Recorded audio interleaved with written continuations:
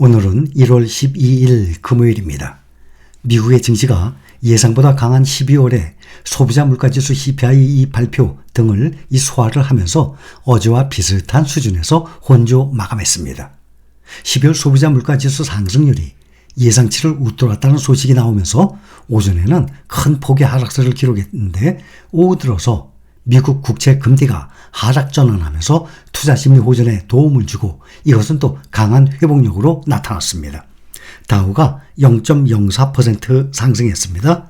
S&P 500은 0.07% 하락 4,780입니다. 4,783 어제 거기서 3포인트 떨어졌습니다.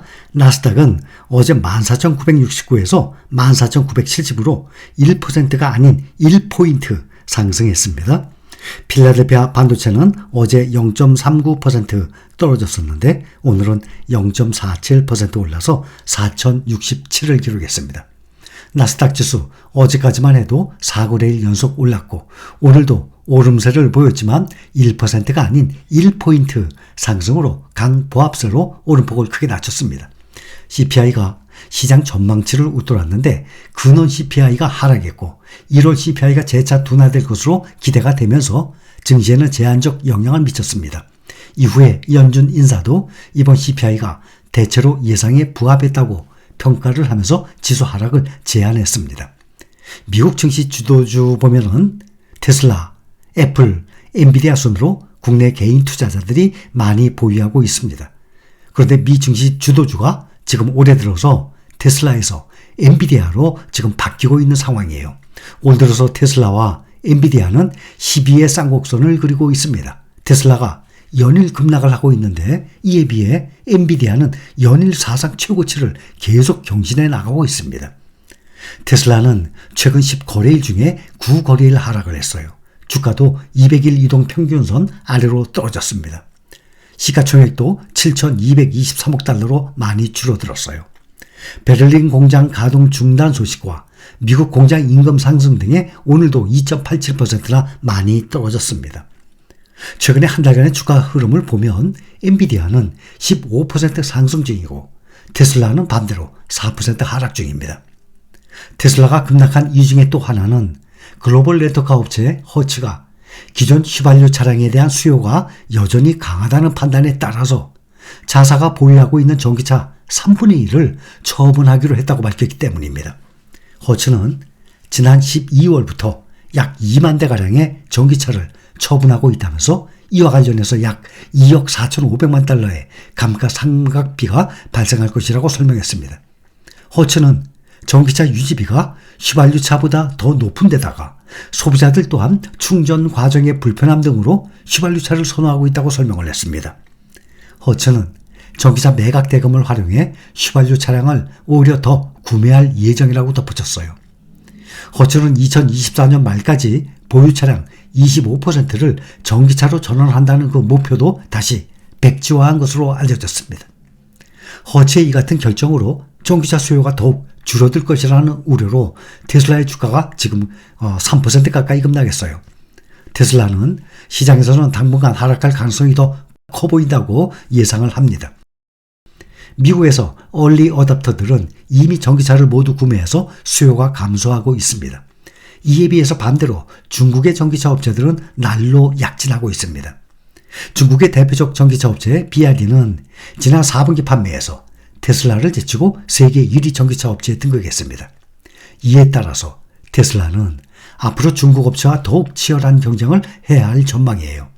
이에 비해서 생성형 인공지능 AI에 최적화된 칩을 생산하는 엔비디아는 연일 사상 최고치를 경신하고 있습니다. 오늘도 엔비디아는 어제보다 0.87% 상승 548.22달러로 사상 최고치를 또 갈아치웠어요.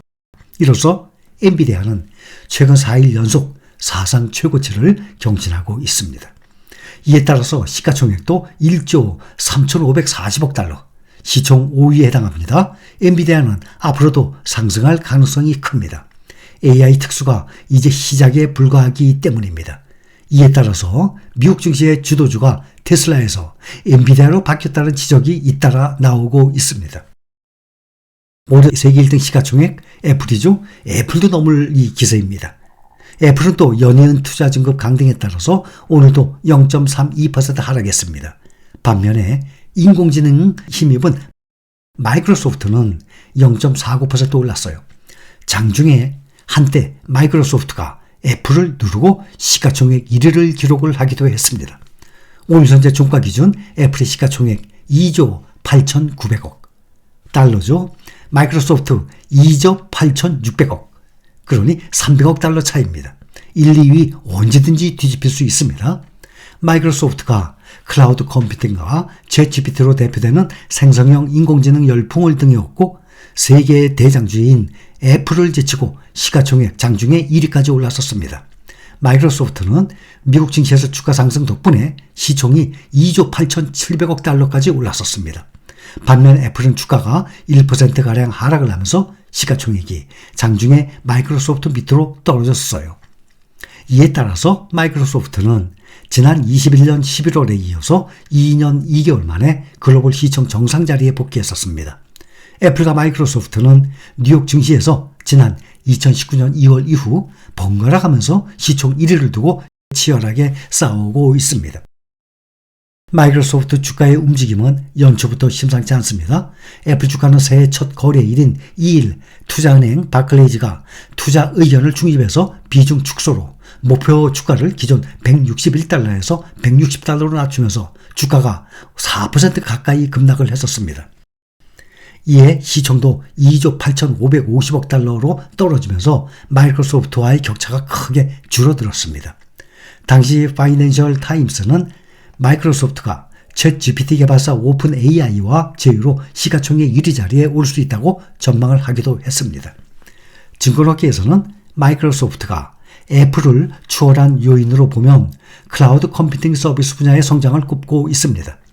클라우드 컴퓨팅은 온라인을 통해서 정보기술 관련 서비스를 한 번에 사용할 수 있는 컴퓨팅 환경으로 미래사회 청사진이라는 평가를 받고 있습니다.